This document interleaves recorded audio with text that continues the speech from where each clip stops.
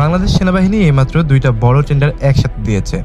একটাতে চাওয়া হয়েছে 10,000 সাবমেশিন গান, আরেকটিতে চাওয়া হয়েছে তুরস্কের তৈরি পিস্তল।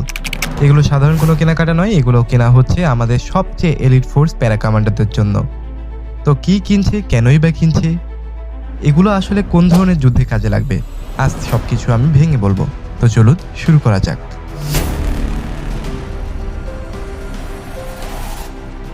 প্রথমে জেনে নিই ঠিক কি কি অস্ত্র চাওয়া হয়েছে। প্রথম টেন্ডারে বলা হয়েছে প্রায় 10,000 এসএমজি বা সাবমেশিন গানের কথা, সাথে ম্যাগাজিন আর কার্তুজ। এগুলো যাবে প্যারাকমান্ডো ব্যাটালিয়ন সহ আরও কিছু বিশেষায়িত বাহিনীর হাতে। দ্বিতীয় টেন্ডারে 275টি পিস্তলের কথা বলা হয়েছে। তুরস্কের ক্যানিক কোম্পানির তৈরি, মডেল হলো মেটেএসএফ 9mm সাব অটোমেটিক। সাথে চাওয়া হয়েছে লেদার হোলস্টার, ম্যাগাজিন এবং বিপুল পরিমাণে কার্তুজ। আর এই পিস্তলগুলো শুধুমাত্র প্যারাকমান্ডো ব্যাটালিয়নের জন্য। একটু খেয়াল করুন, এসএমজি পাবে বাংলাদেশের বিশেষায়িত অনেক ইউনিট, কিন্তু পিস্তল শুধু প্যারা কমান্ডো পাবে। এই পার্থক্যটা খুবই গুরুত্বপূর্ণ, কেন সেটা একটু পরে বলছি। অনেকে ভাবেন পিস্তল তো পিস্তলই, এত কথা কিসের? না ভাই, এটা সেরকম না। ক্যানিক মেটেএসএফ আসলে স্পেশাল ফোর্সের কথা মাথায় রেখে বানানো হয়েছে। ক্যানিক কোম্পানি নিজেই বলেছে এটা বানানো হয়েছে রেড মিশনের জন্য, হাই ভ্যালু টার্গেট ধরা কিংবা নিউট্রালাইজ করার অপারেশনের জন্য এটা পারফেক্ট।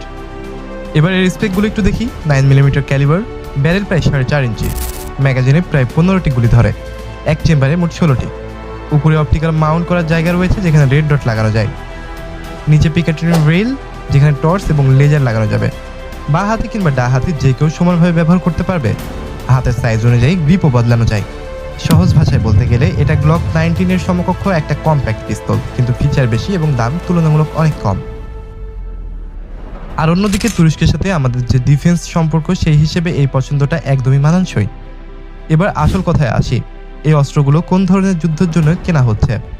সিকিউবি মানে হলো ক্লোজ কোয়ার্টার ব্যাটেল, বাংলায় বলে একদম কাছাকাছি ঘরের ভেতরের লড়াই। সরু করিডর, ছোট ঘর, হাত পা নাড়ানোর জায়গা যেখানে কম, সেখানে বড় রাইফেল নিয়ে ঢোকা যায় না। ব্যারেল দেয়ালে লাগে কিংবা মুভমেন্ট অনেক কমে যায়, সেখানে এই অস্ত্র কাজে লাগে।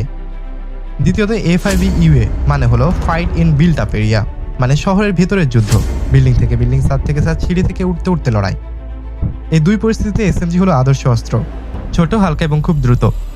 ঘরের ভেতরে টার্গেট নিউট্রালাইজ করার জন্য এটা পারফেক্ট। তাহলে পিস্তল কখন লাগবে? যখন দুই হাত দিয়ে অন্য কোনো কাজ করবেন, দরজা ভাঙবেন কিংবা কাউকে ধরছেন বা রশি বেয়ে নিচে নামছেন, তখন এসএমজি কাঁধে ঝুলানো থাকে। কিন্তু হঠাৎ যদি শত্রু সামনে চলে আসে, তাহলে হোল্ডস্টার থেকে পিস্তল বের করে 1 সেকেন্ডে কাজ শেষ করে দেওয়া যাবে। এই কারণে প্যারা কমান্ডারদের জন্য আলাদা পিস্তল নিয়ে আসা হচ্ছে, কারণ তারা এই ধরনের হাই রিস্ক অপারেশনে বেশি করে থাকে। এখন একটু প্রেক্ষাপট দেখি। মিয়ানমার সীমান্তে কি হচ্ছে আমরা সবাই সেটা জানি। আরাকান আর্মি এবং মিয়ানমার আর্মি সেনাবাহিনীর সংঘাত থামছে না। সীমান্তের ওপাশ থেকে গোলাও এসে পড়ছে আমাদের দেশে। পরিস্থিতি যে কোনো সময় আরও খারাপ হতে পারে। এই অবস্থায় আমাদের দেশের বিশেষ বাহিনী যদি কাউন্টার ইনসার্জেন্সি বা অ্যান্টি টেরর অপারেশন চালাতে যায়, তাহলে সিকিউবি ক্যাপাবিলিটি থাকা ছাড়া উপায় নেই। আর অন্যদিকে দেখুন, তুরস্কের সাথে আমাদের ডিফেন্স সম্পর্ক দিন দিন আরও গভীর হচ্ছে। TB2 ড্রোন থেকে শুরু করে রকস্টার রকেট, আর এখন ক্যানিক পিস্তল। তুরস্ক ধীরে ধীরে বাংলাদেশের সবচেয়ে গুরুত্বপূর্ণ ডিফেন্স পার্টনারের একজন হয়ে উঠছে। এই পিস্তল কেনাটা সংখ্যায় ছোট হতে পারে, কিন্তু সিগন্যালটি অনেক বড়। তো সংক্ষেপে বলি, 10,000 এসএমজি, 275টা তুরস্কের পিস্তল, প্যারা কমান্ডারদের জন্য আলাদা সাইড আর্মস। এগুলো একসাথে দেখলে একটা কথাই মাথায় আসে, বাংলাদেশের বিশেষ বাহিনী এখন সত্যিকারের যুদ্ধের জন্য নিজেকে তৈরি করছে। এই বিষয়ে আপনার মতামত কি, কমেন্ট জানান। আর এরকম বিশ্লেষণ পেতে চাইলে এখনই সাবস্ক্রাইব করুন, বেল আইকনটা চেপে রাখুন। দেখা হবে পরের কোনো ভিডিওতে, ততক্ষণ ভালো থাকবেন, সুস্থ থাকবেন। আল্লাহ হাফেজ।